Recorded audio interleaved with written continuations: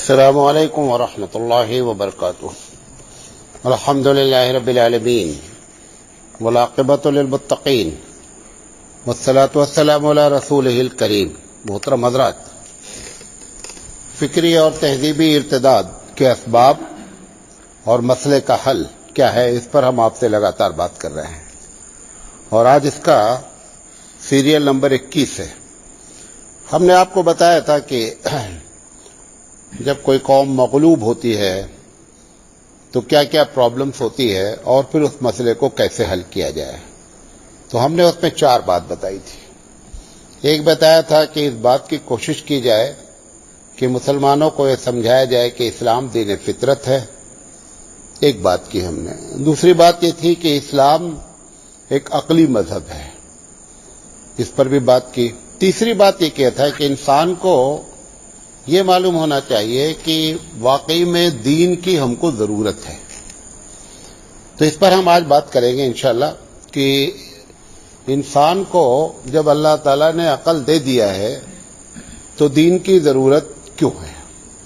اپنی عقل سے ہم فیصلہ کر لیں اور اپنی عقل سے ہم چلتے رہیں تو کیا ضروری ہے کہ ہم کو کوئی ایک اور سے باہر سے گائیڈ کرنے والا دین چاہیے۔ اس پر ہم بات کریں گے۔ دیکھیں، سب سے پہلی بات تو یہ ہے کہ ایک بات سنیے گا اور ہر آدمی سوچئے گا کہ میں اس میں ہوں یا نہیں ہوں۔ سب سے پہلی بات تو یہ ہے کہ انسانی عقلیں مفاد پرست ہوتی ہیں۔ یہ سمجھے بات، ہر انسان چاہتا ہے کہ میرا جس میں فائدہ ہے ویسا ہی کام ہونا چاہیے۔ ابھی میں اگر آپ سے پوچھوں کہ فجر کی نماز کا وقت اگر اللہ بول دے کہ بھئی آپ لوگ اپنے طور پر متعین کر لیں، تو ایک بوڑھا شخص جس کو رات میں نیند نہیں آتی وہ بولے گا کہ 4 بجے نماز ہو جائے تو بہت اچھا ہے، کیونکہ اس میں فائدہ ہے، نیند نہیں آ رہی اس کو۔ ایک جوان بولے گا کہ نہیں 8:30 بجے ہو تو بہت اچھا ہے۔ ہر آدمی اپنے مفاد کی بنیاد پر کیا کرے گا؟ مشورہ کرے گا۔ تو اس لیے اللہ تعالیٰ نے دین کو بھیجا کہ انسانی عقلوں پر اگر چھوڑ دیا جائے گا تو ایسے مختلف قسم کے نتائج نکل آئیں گے۔ اس وجہ سے سب سے پہلی وجہ یہ ہے کہ ہماری عقلیں مفاد پرست ہیں، اور ہم کچھ بھی ہو جائے، کتنا بھی بڑے مولانا ہو جائیں، علامہ ہو جائیں، کچھ بھی ہو جائیں، لیکن ہمارا مفاد ہر چیز پر کیا ہوتا ہے؟ مقدم ہوتا ہے۔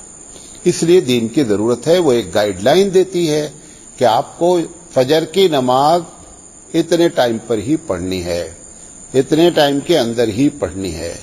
اب یہ ہو سکتا ہے کہ بہت سے لوگوں کو وہ نہ اچھی لگے، بہت سے لوگوں کو اچھی لگے، لیکن جن کو نہیں بھی اچھی لگ رہی ہے اس کی وجہ یہ نہیں ہے کہ وہ سورج نکلنے سے پہلے پڑھی جا رہی اس لیے اچھی نہیں لگ رہی ہے۔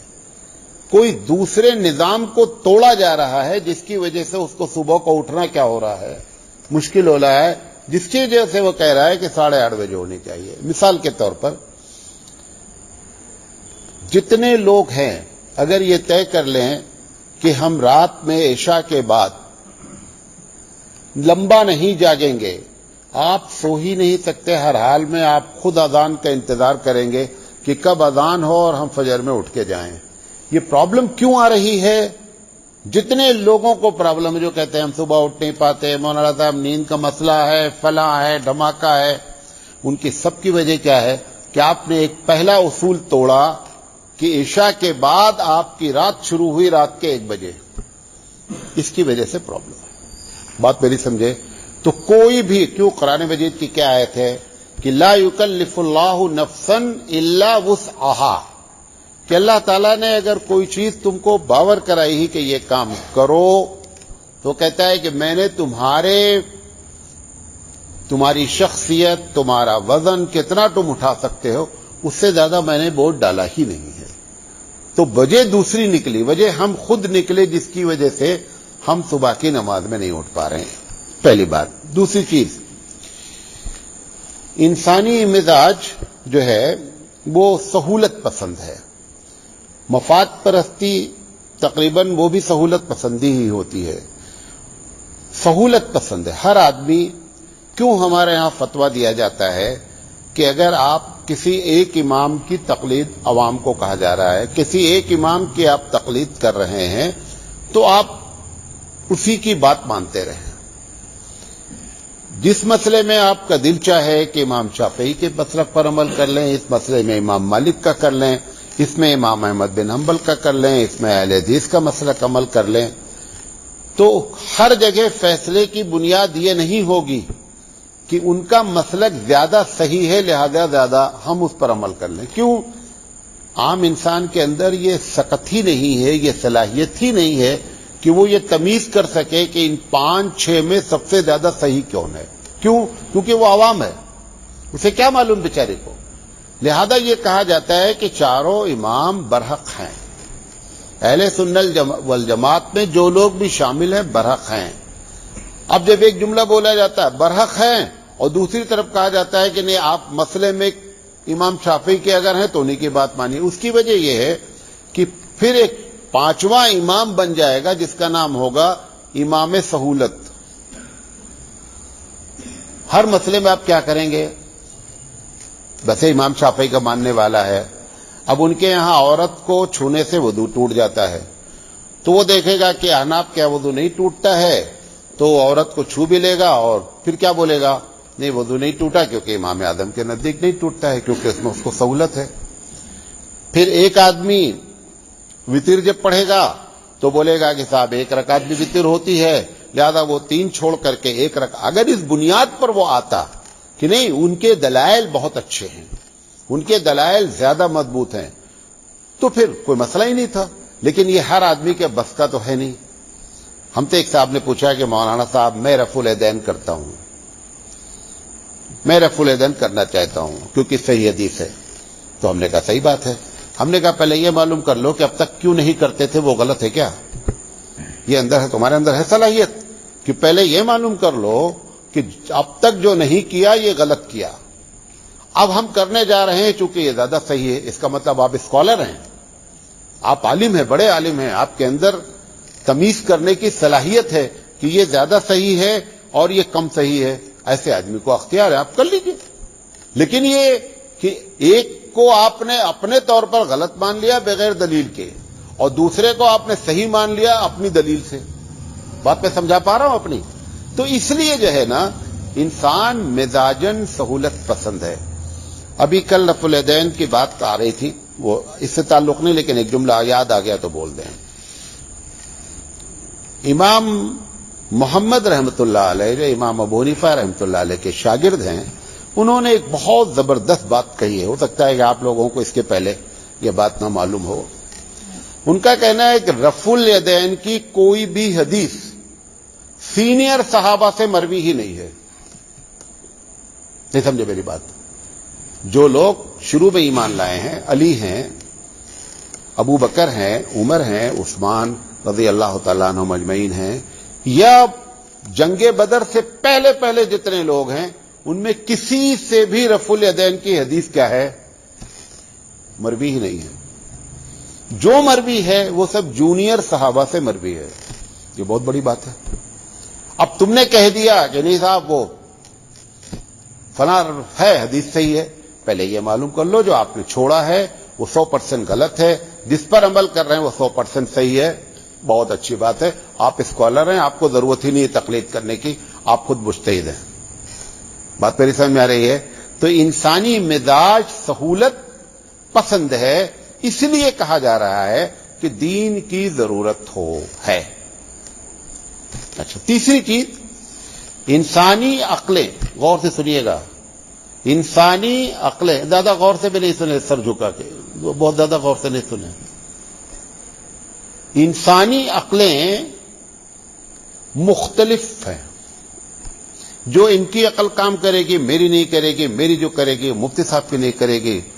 کون کس سے اونچا ہے، ہر آدمی کا آئی کیو کیا ہے، الگ الگ ہے۔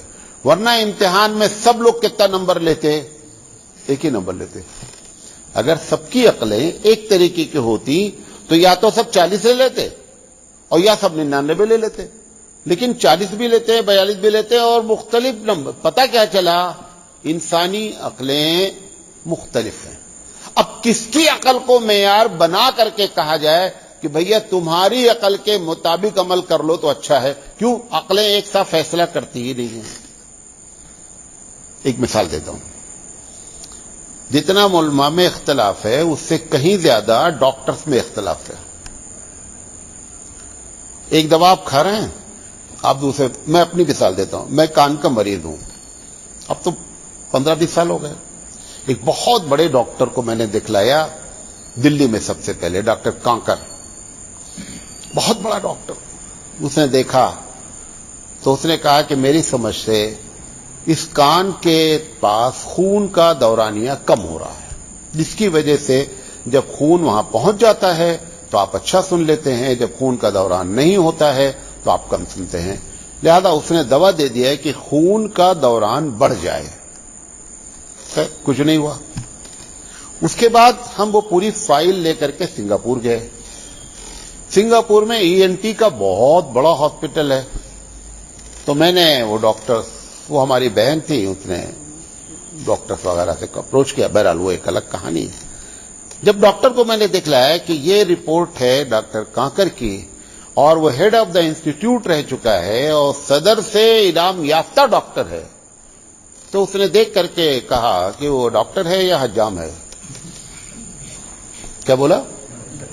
ڈاکٹر ہے کہ حجام ہے. کس کو؟ اتنے بڑے ڈاکٹر کو, کہ جس کو لوگ سلام کرنے کے لیے لائن لگائے رہتے ہیں. کتنا بڑا اختلاف ہو گیا. اچھا خیر, اس کو ہم نے جو ہے وہ, اب انہوں نے دوا دے دیا. اب تو ہم تو ماسٹر ہی نہیں نا. ماسٹر ہوتے تو کسی ایک کو پکڑ لیتے, تبھی تو بھٹکے بھٹکے پھر رہے ہیں. یہی تقلید کی بات بھی ہے, کیونکہ آپ ماسٹر نہیں ہیں, زیادہ ایک جگہ پکڑ لو, اب بھٹکتے رہے. پھر وہ فائل لے کر کے ہم جاپان گئے. وہاں پہ ہم نے دکھلایا ہے ڈاکٹر کو. تو اچھا, اس نے کیا لکھا سنگاپور والے نے, کہ کان میں ایک پانی ہوتا ہے, وہ پانی اوور ہو رہا ہے, لہذا اس نے خوب پیشاب ہونے کی دوا دے دیا کہ پانی کسی طرح نکل جائے. اچھا کتنا پانی ہے بھائی, ٹنکی لگی ہے کیا؟ زیادہ سے زیادہ 3 سے 4 قطرہ وہ پانی ہوتا ہے جو انسان کو بیلنس رکھتا ہے. وہ جاپان والے کو وہ دونوں فائل دکھلائی, تو اس نے کہا یہ کیسے ڈاکٹر ہیں جو ایسی باتیں کر رہے ہیں. وہ دونوں کو حجام بول دیا. بولا نہیں, وہ میں بتا رہا ہوں, اس کی نگاہ میں دونوں حجام ہو گئے.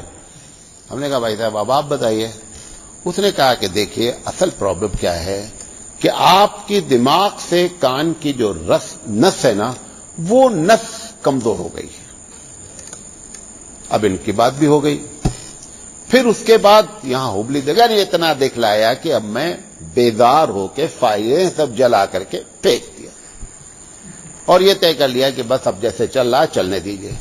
تو ایسا نہیں ہے, یہ لوگ تانا دیتے نا مولویوں میں بہت اختلاف ہے. مولوی سے زیادہ اختلاف یہاں پر ہے, لیکن وہ لوگ بیان نہیں کرتے. یہ مولوی بیچارہ فری میں ملا ہے تو اس کو اپنا لے کے لٹکے رہو. تو انسانی عقلیں کیا ہوتی ہیں, مختلف IQ ہونے کی وجہ سے الگ الگ فیصلہ دیتی ہیں. ابھی UP کا ڈاکٹر بولتا ہے جب آپ بیمار ہو جائیں تو بولتا ہے کہ آپ جو ہے وہ کھچڑی کھائیے. بہار کا, بنگال کا بولتا ہے کھچڑی کھائیے, ہلکا کدھر. یہاں والا بولتا ہے کہ آپ روٹی کھائیے, وہ بولتا ہے روٹی نہیں کھاؤ کھچڑی کھاؤ. یہ بولتا ہے کھچڑی نہیں کھاؤ روٹی کھاؤ. یہ اختلاف ہو رہا نہیں. یہ تو چلو ظاہری طور پر ہے. اب آپ کو ایسے اختلاف بتا دیتا ہوں کہ سنا ہو سکتا ہے سنا ہو میری بات آپ نے کبھی. کبیر داس بہت بڑا شاعر ہے, ہندی شاعر. تو وہ مسلمان گھر میں پیدا تو اللہ معلوم کہاں ہوا, اس کے ماں ابا کا پتہ ہی نہیں ہے. تو بہرحال وہ ایک مسلمان گھر میں پرورش پایا. پھر اس کے بعد وہ قدرتی طور پر شاعر ہو گیا, صوفی بھی تھا, شاعر بھی تھا. تو اس نے سب پر اعتراض کیا, ہندو دھرم میں یہ پرابلم ہے, مسلمان دھرم میں یہ پرابلم ہے. تو مسلمان کے بارے میں اس نے ایک کمنٹ پاس کیا. کیا پاس کیا کہ مسلمان کے پیر اولیاء مرغی مرغا کھائی. یہ مسلمان کے علماء وغیرہ مرغی مرغا کھاتے ہیں. خالہ کیری بیٹی بیاہیں گھر میں کریں سگائی. یہ عجیب قوم ہے یار, خالہ کی لڑکی سے شادی کرتے ہیں, حالانکہ خالہ کی لڑکی تو بہن ہوتی ہے. اس مسلمان کو اتنی بھی تمیز نہیں کہ خالہ کے لڑکے سے شادی نہیں کرنا چاہیے. دیکھیں اس کی بدھی کیا کام کر رہی ہے, بات سمجھ میں آ رہی ہے. ایک بہت بڑا آدمی پونا میں گزرا, اس کا نام ہے آچاریہ رجنیش. آچاریہ رجنیش اتنا زیادہ قابل کہ جتنے آج ہیرو بوڑھے ہو گئے نا, ہیما مالنی ہے, دھرمیندر ہے, پر میں سب اس کا جوتا سیدھا کیا کر کے. اس نے کہا کہ شادی کے معاملے میں تم لوگوں نے یہ کیوں کہہ رکھا ہے کہ بہن سے شادی نہیں ہو سکتی ہے, سگی پھوپھی سے شادی, ہمیں عورت ہے, کسی سے بھی شادی کر لو, یہ کیا چکر تم چلا, اس سے نہیں کرنا, ان سے نہیں کرنا. اب بھیا بتاؤ کس کی بات مانی جائے. کبیر داس کہہ رہے ہیں خالہ کی بیٹی سے شادی کرنا حرام ہے, اور وہ کیا کہہ رہا ہے کہ سگی بہن سے شادی کرنے میں بھی کوئی پرابلم نہیں ہے. اس وجہ سے دین کی ضرورت ہے, وہ دین آ کے بتائے گا کہ خالہ والی سے کرنا جائز ہے یا نہیں, اور سگی بہن سے کرنا ناجائز کیوں. بات سمجھ میں آ رہی ہے. انسانی عقلیں ایسے فیصلے کرتی ہیں جس کی وجہ سے دین کی ضرورت ہے. چوتھی وجہ,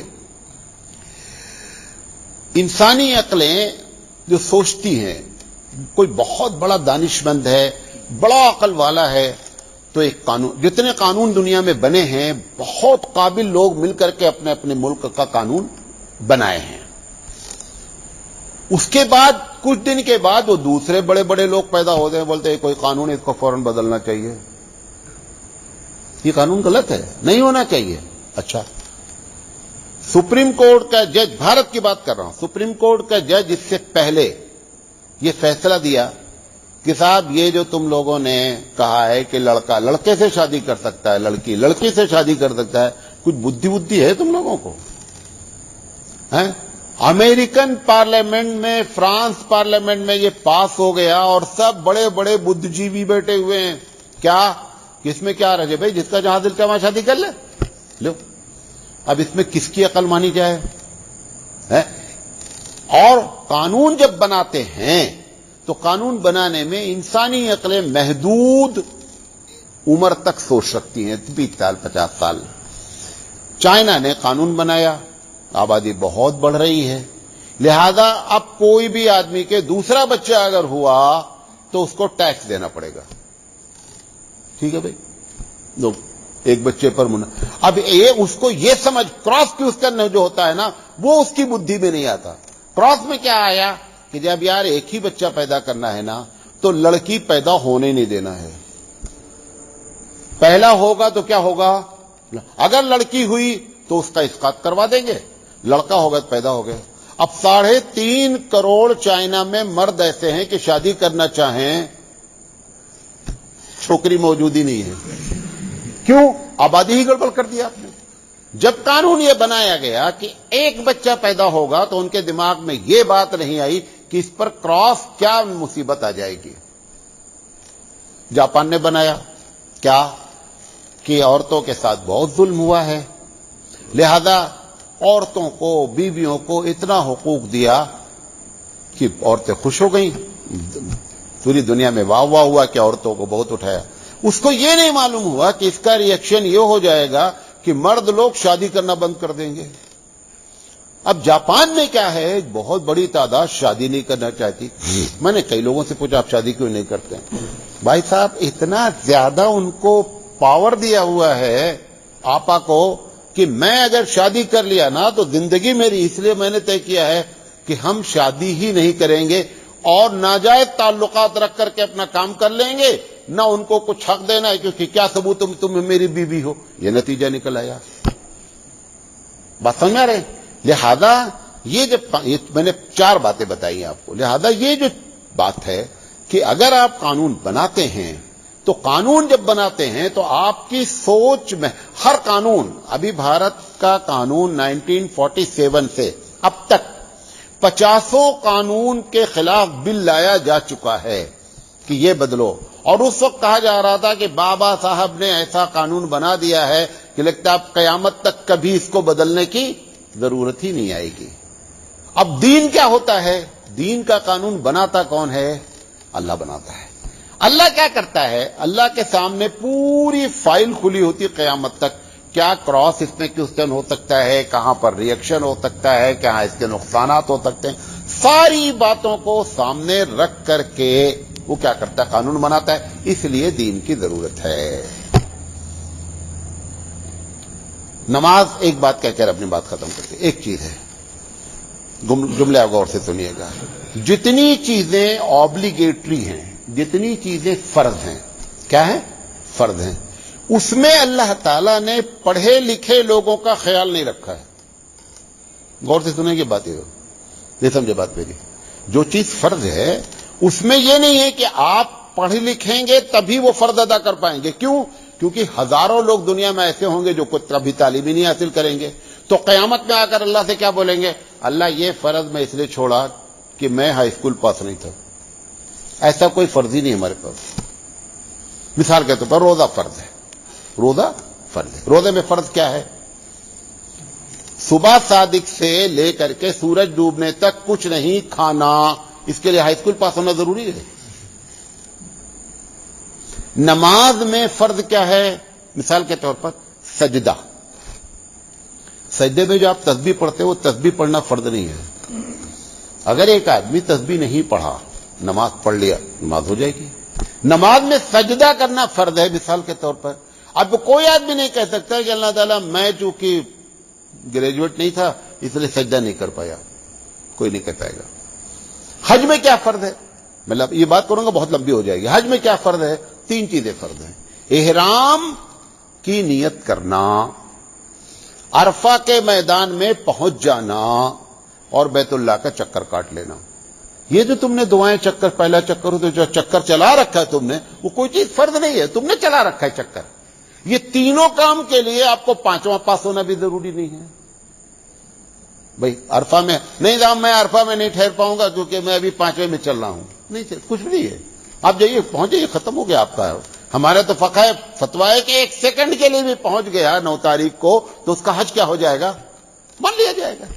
یہی کمال ہے دین کا کہ اس نے ہر فرض کے لیے اس بات کا خیال رکھا کہ لوگ یہ نہ کہہ سکیں کہ میں اس لیے نہیں کر سکا اللہ کہ میں پڑھا لکھا نہیں تھا. اچھا, کبھی ایسا نہیں ہوگا کہ جو چیز, دوسرے جملہ بول رہا ہوں, کہ جو چیز حرام کی ہے اللہ تعالیٰ, آپ یہ نہیں بول سکتے اللہ یہ اس کے بغیر تو میں زندہ ہی نہیں رہ سکتا, یہ تو کرنا ہی پڑے گا مجھے. کوئی بھی چیز ایسی نہیں ہے. بھائی لوگ بولتے ہیں یورپ میں شراب پیے بغیر نہیں رہتا. گاندھی جی گئے, گاندھی جی نے طے کیا کہ مجھے شراب نہیں چھونی ہے, مر گئے گاندھی جی. گاندھی جی گولی سے مرے, شراب چھوڑنے سے نہیں مرے.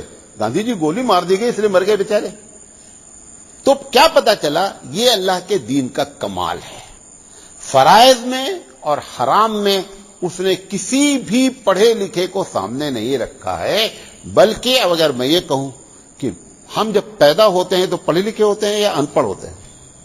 ان پڑھ انسان کی فطرت ہے. اسلام دین فطرت ہے, لہذا فطرت کے تحت اس نے فیصلہ کیا کہ دین میں یہ کی چیز ہوگی. کبھی بھی ایسا نہیں ہوگا کہ آپ, مثال کے طور پر رکوع کرنا ہے, جھکنا ہے نا, آپ بولے میں نیوزی لینڈ کا رہنے والا ہوں اور وہاں پہ سب کی کمر سیدھی ہوتی ہے, ہم جھک نہیں سکتے. ایسا نہیں ہوگا.